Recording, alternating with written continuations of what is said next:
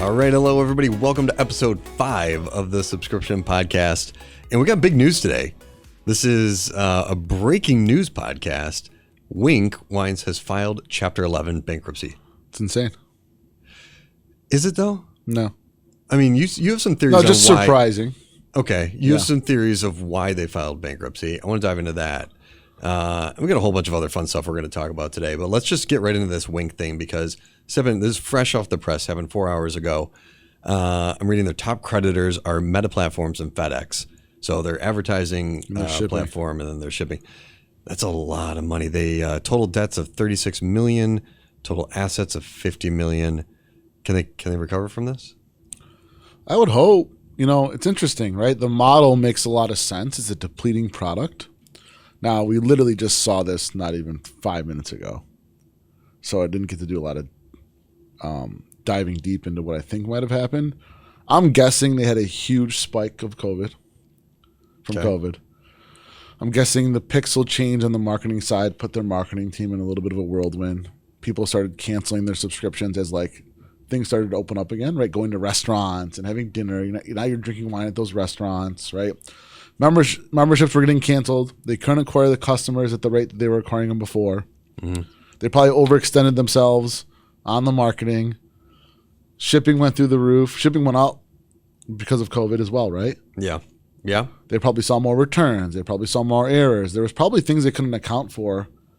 And when you have this huge spike, and was it 42,000 memberships they added? Yeah, so their revenue spiked 77% between 2019 and the end of 2020. But then they've had a rough few quarters here. I'm reading that total net revenue, which hit 15.8 million compared to 18.5 million the same period the previous year. And here's my theory on it. Just like every other D2C company during COVID, they got over their skis. I mean, Peloton came out and said this when the new CEO came in, and they were like, we all thought this was going to continue, this trend, and it didn't. And the companies that survived this type of thing are the ones that realized it and pulled back appropriately. And my guess is Winc stayed overstaffed, kept overspending, and expected the same results, and they weren't getting them. And so because of that, they just overextended themselves. You know, their revenue was only 18 million in the year. Let's see here. That's just for the fiscal quarter. Oh, okay. I was about to say. Yeah. How are they running public? So they're like an 80 million small company. Yeah. I mean, you still it's can actually do that. not as big as I thought. Yeah. Wholesale net revenue. Oh gosh. And the wholesale net revenue was nearly flat during the third quarter, 5.5 million. Well, that was dead. That might have been. Yeah. So look at the wholesale revenue was dead probably. Actually, no, because grocery stores were selling flat. Look, but here's the thing: wine and liquor and beer typically are recession proof. So I honestly don't think this is a recession thing. I don't think this is a consumer. No. I think this is a COVID going back to normal business thing, and they just weren't prepared for it. Yep. They weren't running the business responsibly. They were overspending, and I bet the rising customer acquisition costs attributed to it. It's amazing to me, though, and I get it. I can understand it. Like the bigger the business you build, the harder it is. You know, you got different layers and management. It's probably a little bit more difficult, but. That's a bummer. Hopefully they can emerge from the bankruptcy a little bit leaner, a little bit better of a company. They have a great model. They made some great wines based out of what they were doing. And Matt Thelen, we interviewed at the last SubSummit, the COO. He's the one that took them through all their fundraising, took them public. He was at SubSummit 22 and had a lot of great things to say about what they were doing as a company. But I think they just got over their skis. Yeah, I think so too. It should be a model that works. I think they can make some cutbacks. I think they could pull through it as long as their margins are there. Like other things too that could have happened, right?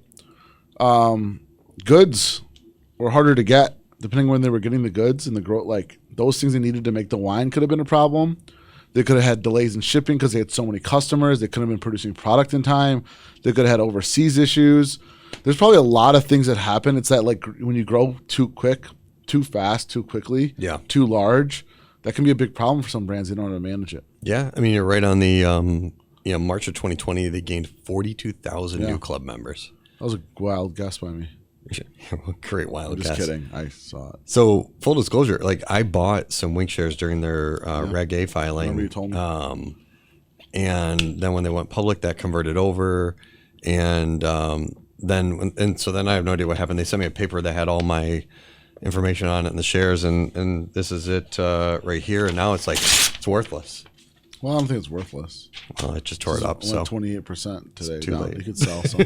Well, not anymore. No. Yeah, that wasn't actually the shares though. Yeah, I don't believe they were. Prep sheet.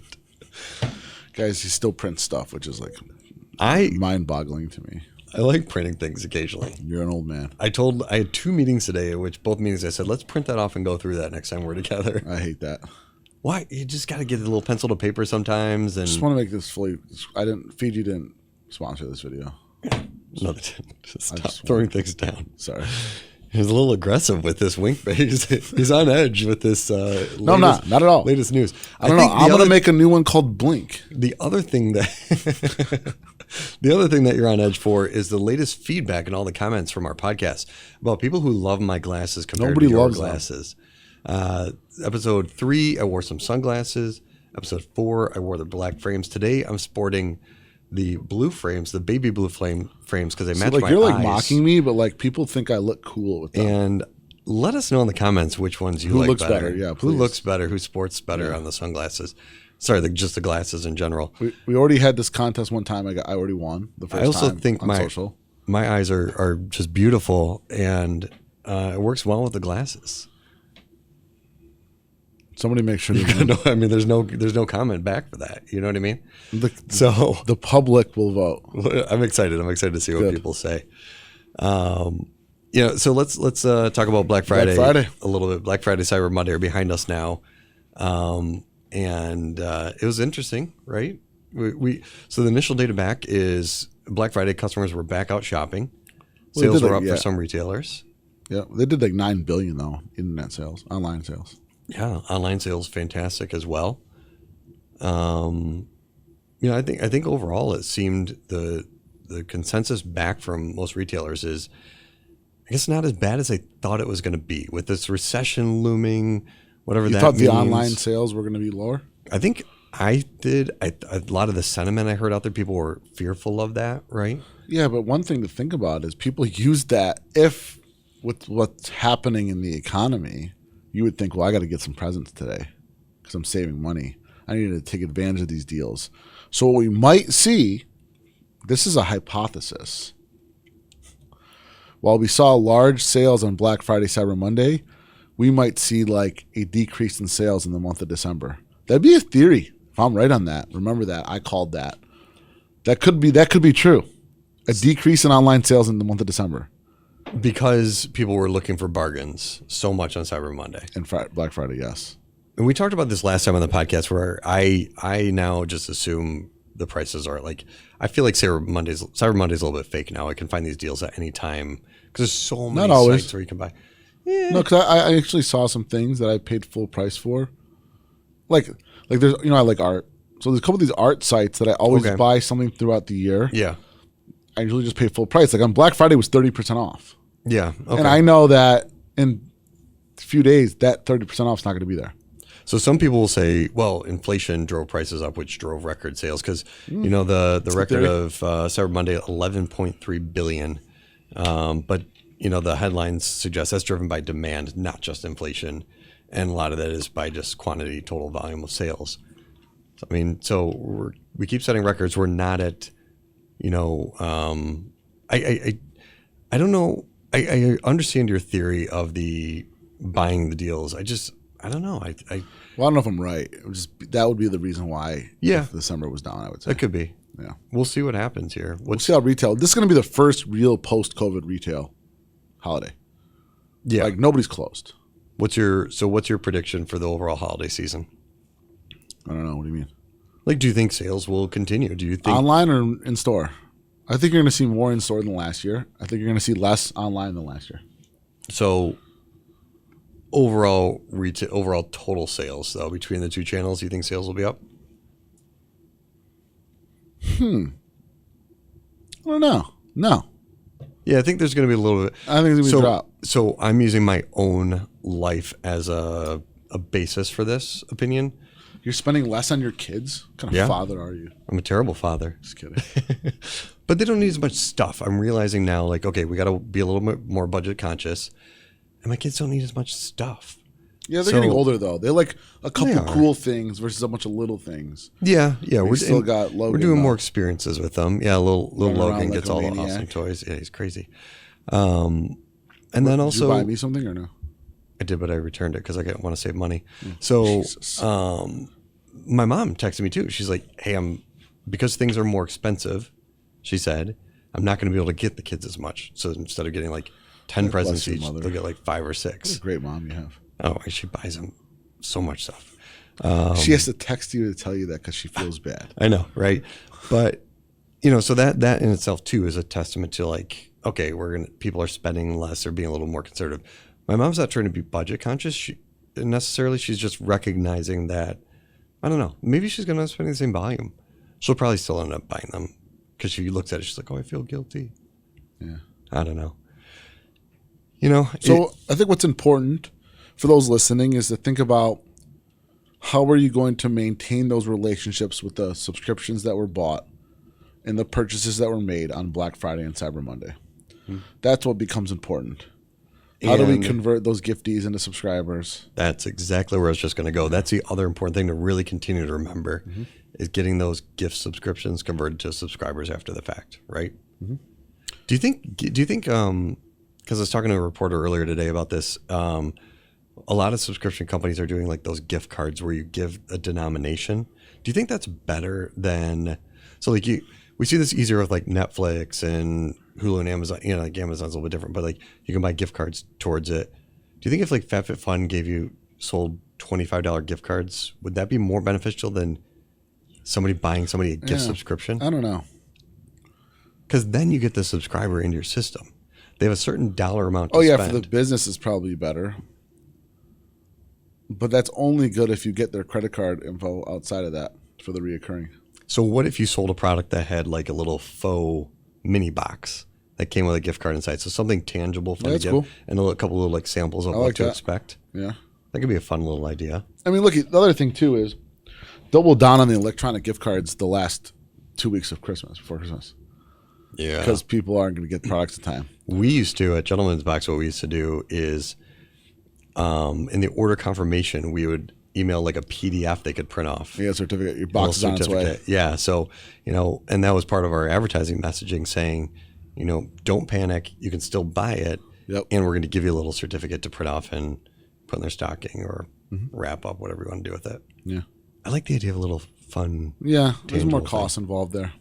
Yeah, but it's part of the experience. Yeah. It's part of the the relationship. I think what's important is you're buying gift subscriptions. You needed to make sure you get the giftee contact info. Make it apparent that you're not going to spoil the surprise. Mm-hmm. If it's a subscription box or it's a physical good that's getting delivered for 3, 6, 12 months, track and make sure you know when the last month of that gift is so that you can then send an upsell. Right? Mm-hmm. And then also, gosh, I need to talk to you about this. Now's the time to do it. There's a brand that's going to be at SubSummit that uses the shipping label as an advertising tool. What are you talking about? What do you mean? Like on the actual shipping label? On the actual shipping advertise for their own brand or another? Others. It's almost like a moving billboard. Is there a box in here with the shipping label on it? Yeah, hang on. Let me get one here. So like, oh geez, Bradley's going to be so mad at me. Nope. One love. No. Check the soccer crate. Well, maybe. We need a shipping label. I need to see one with a shipping label. Bradley, can you grab us? Bradley, can you find us? There you go. Oh, he's got one. Bada bing, bada boom. Puzzle culture box. So, if you notice here, there's a lot of open real estate. So the way the label prints out, it like leaves this top right corner. And you could be like, scan this QR code for 20% off your next order. Or you can have upsells. Or like a different company can advertise on here. They basically turn the shipping label into a walking advertisement. That's brilliant. Like a color or just like the black and white, just right off the zebra label. Yeah, but you can color it. Oh, that's interesting. Smart. Yeah, I can't believe nobody did that. I can't believe nobody did that. They're going to be at SubSummit. What's the company that does this? It's called, a company. I don't know if they're launched yet, so I don't know if I can say who it is. We'll comment in the comments if they're stealth mode. Yeah. That's interesting. So do they sell the ads or do you sell the ads? No, you do. Or you promote your own business. It's just another way to print the label. Yeah. But they've got the technology around doing that with the QR codes. It's genius. Yeah, that's smart. Because the box in itself is always like sometimes like a missed opportunity of advertising. Because what we always say is like this sits on a front porch. It sits out in a hallway. It sits, more than ever for social posting. When people are posting a picture one time, nice. Gosh, yeah. Now this one looks cool. This puzzle culture. It's decent. What would you change about this one? I mean, Wait, you called it Deece? Yeah. Is that like Sorry, is that what the kids I'm say? like hip. This is a You're a dad. It's a street. I'm hip. I need to know these things though for my kids. So like, I would probably have the words puzzle culture be part of the puzzle. So like you know what I mean? You put the puzzle in there. Yeah, yeah. That's what I would do. Just Okay. one simple change. What else would you do? More colors. I'd probably put like And we're already at a full color print here, so more colors wouldn't matter, right? No, I'm saying like I don't like these colors So, as much. But this is a podcast, so you got to like not everybody's on video, so you got to describe what you see oh, here. I'm looking at a box that's like blue, purple. No, forget that. Look at it. They need hashtag puzzle culture. Like they've got the puzzleculturebox.com on the bottom, which people are probably So it looks going to see. so those of you who are listening, it's got like it looks like a puzzle piece on the top. Around the side, it's got puzzle pieces scattered. The top is like a built constructed puzzle, right? But then we've got some blank real estate on the front, open lip here. And the biggest missed opportunity a lot of times is the inside of the box. And there's nothing on the inside. Got to pay more though to print in there. You do, unless you do like the company box way. The digital print. It's one-sided, but it folds in and gives you folds both in. sides. Yeah. Gives you the illusion of both sides, right? Yeah. But you are printing on more paper. So there's a little bit more cost though. Not as much. There's a little bit more, but what's this worth if you get somebody to post, social use posts, QR codes, messaging. What's the price difference? What is this, like 20 more cents to go on the inside? I don't know, probably. Yeah, it's worth it. Okay. Yeah, if you could use It makes for the your experience referral program. better. Yeah, just all sorts of opportunities here. So if you can't see us, then go to youtube.com. but you would use this as an opportunity to do more advertising, to do more like getting people to post more, tagging, because you're right, there's no social media mention on here. Nope. And if I like it, I want to post about it, I want to tag them. You know what I was thinking about? When we started Gentleman's Box, like we naturally knew these things. Why we're successful. We were pretty good about like knowing that fast. We did. We had a good team between you, me, and John. We had the E5 team that was there. Yeah. Put a lot of good opinions in. We learned some lessons. Of course. But we had a lot of it. I mean, we're just super giving smart. us some kudos. Yeah. I don't disagree. But we were like very early stage, fully designed box. Inside had Instagram link, had the Instagram had the Twitter, had the Facebook, had the hashtags that we were trying to get trending. Yeah. Yeah. There was a lot of things we did right there. There's a Winc box right there. Actually, Bradley, can you grab us that Winc box? Because let's talk about this for a second. Alex has got it. Oh, Alex has got it. This might be why Winc filed bankruptcy today. Look at this one. So this isn't bad though, right? No. Thirsty is no way to live. Yeah. Winc. Hashtag drink Winc. We got the labels there. Handle with care. What Handle are you with saying? care. What are you trying to get at here? Could it be better? Could it have been better? That's not the reason they filed for bankruptcy. This top's like your date nights. It's a lot of like disclaimers on the bottom here. What? Don't worry about it. No, I saw. So a lot of like it could be better though, right? Could it be asking you like, that's not the reason they filed for bankruptcy. I know it's not the reason they filed for bankruptcy. The box is fine. Could have been a little bit better, but it's whatever. I don't know. Why not like rate your wines? Tell us what you think. Might be a card share it with inside. a friend. There could be an inside card. Maybe. Yeah, we could have a hashtag like cheers and post. What about like, hey mail person, you want to steal this? I don't know. Oh, it's something funny. Yeah, I don't know. Listen, clearly they were trying to cut costs, so they went bare minimum. Yeah, right. And then it didn't work out. Yeah, and that's oh man, what's crazy? They probably still owe FedEx for this one. That's kind of a messed up joke. Well, it's probably true though. Maybe. I'm one of their biggest creditors, and this should be a Do you FedEx. Are you just bitter because you bought shares? Yes. No, I'm not bitter. We should invite Winc to come speak at the conference and tell us what happened. If they will, they might not be able to. But that's the way it is. All right, what else we got on the docket today? Getting tired of you. You can't get tired of me. Oh yeah.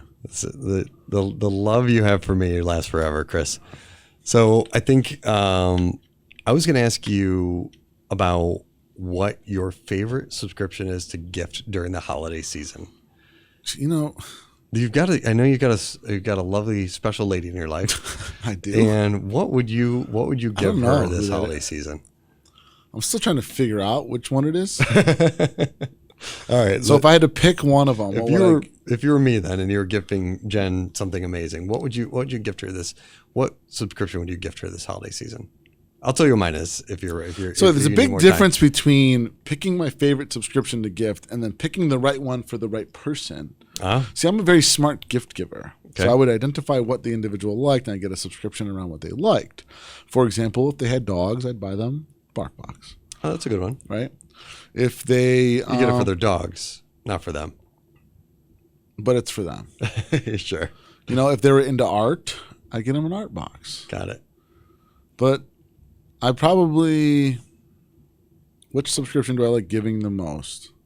You could do like a FabFitFun. Have you ever done that? Yeah. Oh, yeah. That's I used to always like... No, I'm not going to tell that story. so better you stopped it then. It's very stopped it there. I got my sister Barbella box one year. She likes working out. She likes working out. So that was one. She was getting into training people, so I thought that was appropriate, like helping her with her training and giving her gear and stuff for doing training for people. I really like Deco Crated. So Jen loves knick-knacky things around the house, loves decorating the house. One I think I might give to her this year is Deco Crated. So it's not. If she sees this before now and then. She doesn't watch. She doesn't. So your wife doesn't watch your own podcast. Well, usually we sit down every Thursday night and I play them for her. I'm like, hey, watch this thing with me in it. Just you want to sit? No. You're not interesting enough. We were together for like 20 years. You like forced her hand, basically. Yeah, I know. It was like a high school love or college love, right? None of that is true. Okay. But I think like something like that. That's Hunt to Killer is a good one. Hunt to Killer is a really good one. That's a fun one you can do together. It's like hey, this is gonna bring us together. This is gonna help our relationship. What are some streaming ones though? Be like a great one, like Mirror or Fight Camp, Peloton. Those are great gift subscriptions. You gotta be careful with that. You're basically like telling your significant other you need to get in shape. No, being healthy is a good thing. Being healthy is a good thing, Paul. Health is wealth. I'm just saying, I've been married for 20 years. You're still exploring this space right now. Let me give you some advice from a man who's been here for a while. Listen. You can't gift a fitness subscription. Well, we'll add a box of chocolates with it. There you go. Eat these and do that. Fair enough. Eat this, do that. What else is a good subscription? Winc would have been a good one. And the combination of things is a fun one. So pulling a couple things together, bringing a couple bottles of wine with a Netflix gift card with some chocolates, doing some stuff like that can be really fun. I know Lourdes recently reviewed this candle one. She really liked it. And it had like a couple candles in there. It had a candle like where you put it out, one of those things that puts it out. And then it had like a wick cutter. It's kind of cool. So if you're on TikTok, check out her handle. Which handle? Sweet Subscriptions. At Sweet Subscriptions on TikTok. She does reviews of subscriptions. Grabs some subscription box around the office here, pulls them in. Really cool. Just fun little reviews of everything. All right. What is your favorite subscription? What are you getting me? What am I getting you? It used to be Loot Crate. I was a Loot Crate. I was there for like 36 months. You were with Loot Crate for a long time. I was like an OG. Yeah. Do you remember their Sports Crate? Yeah. Their Sports Crate. The problem was that was another one they got over their skis. They started doing too much. Way too many different boxes. And I don't know what box I would want right control. Now.